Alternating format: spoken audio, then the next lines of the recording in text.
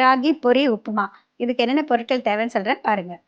ராகி பொரி உப்புமா செய்ய தேவையான பொருட்கள்: ராகி பொரி அரை பாக்கெட், அரிந்த வெங்காயம் 50 கிராம், பூண்டு 7 பற்கள், வறுத்த முந்திரி விரும்பும் அளவு, கடலைப்பருப்பு 1 டீஸ்பூன், கடுகு 1/4 டீஸ்பூன், உளுந்து அரை டீஸ்பூன், பருப்பு பொடி 2 டீஸ்பூன், ஒரு ஆறுக்கு கறிவேப்பிலை, உப்பு தேவையான அளவு, எண்ணெய் தேவையான அளவு. ராகி பொரி உப்புமா அதுக்கு இன்க்ரீடியன்ஸ் பார்த்தீங்க இல்லையா?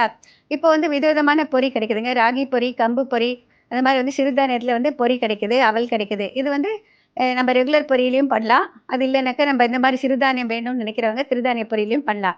இதுக்கு வந்து எந்த பொரியாக இருந்தாலும் சரி, ஒரு அகலமான பாத்திரத்தில் தண்ணி எடுத்துக்கோங்க. அதில் போட்டுட்டு ஒரு அலசிட்டு கையில் புழிஞ்சிட்டு எடுத்துருங்க. இப்போ பாருங்கள், இந்த ராகி பொரியை நான் இந்த மாதிரி புழிஞ்சு எடுத்திருக்கேன். இந்த ஒரு வானலியில் கொஞ்சம் எண்ணெய் விட்டு வச்சுருக்கேன். முதல்ல கடுகு சேர்த்துக்கலாம்.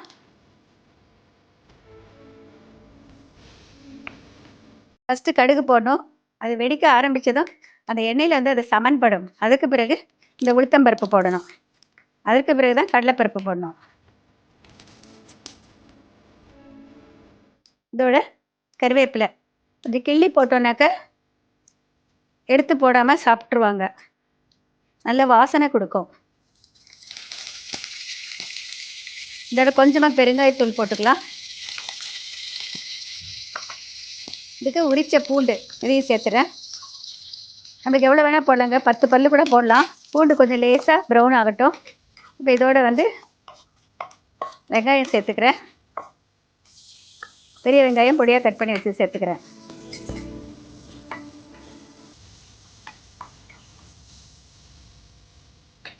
லேசாக ஒரே ஒரு சிட்டிக்கு உப்பு போட்டுக்கிறேன், வெங்காயம் சீக்கிரம் வதங்கிறதுக்காக.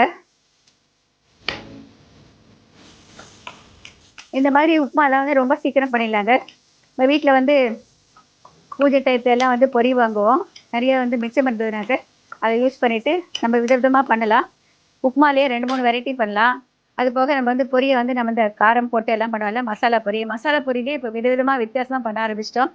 பெரிய பெரிய மசாலா கிடைக்குது, அதோட சீஸ் மசாலா கிடைக்குது, இன்னும் நிறைய சார் க்ரீம் அண்ட் ஆனியன் அந்த மாதிரி எல்லாம் கிடைக்குதுங்க. அந்த ஃப்ளேவர் எல்லாம் யூஸ் பண்ணிவிட்டு நம்ம பாப்கார்ன் மாதிரி பொரியை கூட டிஃப்ரெண்ட் ஃப்ளேவர்ஸ் பண்ணலாம்.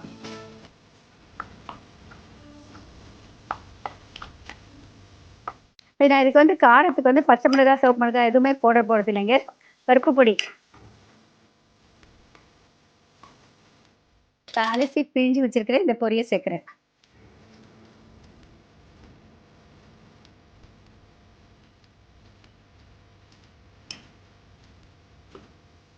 இந்த அதிக நேரம் இப்போ தண்ணியில் வைக்கக்கூடாதுங்க. போட்ட உடனே அலசி எடுத்துடணும். நான் வச்சிருக்கிற பருப்பு பொடி பார்த்தீங்கன்னா வந்து ஆந்திரா பருப்பு பொடி, கன் பவுடர்னு சொல்லுவாங்க. சாப்பாட்டில் போட்டு கலந்து சாப்பிட்றது. இதுலேயே வந்து நமக்கு உப்பு, காரம் எல்லாமே இருக்குங்க. பொட்டுக்கடலை, சிவப்பு மிளகாய், கொப்பரை, பூண்டு, உப்பு எல்லாமே சேர்ந்தது தான். இதுதான் நான் போட போகிறேன். இதுலேயே உப்பு சேர்க்கறதுனால இது எக்ஸ்ட்ரா உப்பு போடணுங்கிற அவசியம் இல்லை. நம்ம வேணுன்னா பார்த்துட்டு போட்டுக்கலாம். நான் இப்போ போடலை. இப்போ இந்த பருப்பு பொடியை சேர்த்துக்கலாம். நீங்கள் விருப்பப்பட்ட வேர்க்கடலை பொடி கூட போடலாம். இதுக்கு எண்ணெய் கூட அதிகம் பிடிக்காதுங்க.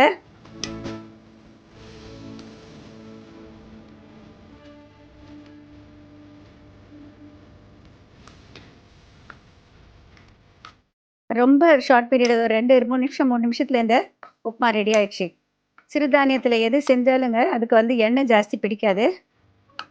ராகி பொரி உப்புமா ரெடி ஆயிடுச்சுங்க. இதுக்கு வந்து தொட்டுக்கிறதுக்குன்னு சொல்லிட்டு எதுவுமே தேவையில்லை, அப்படியே சாப்பிடலாம், நல்லாயிருக்கும். நீங்கள் வேணும்னா ஏதாவது தொக்கு வச்சுட்டு சாப்பிட்லாம்.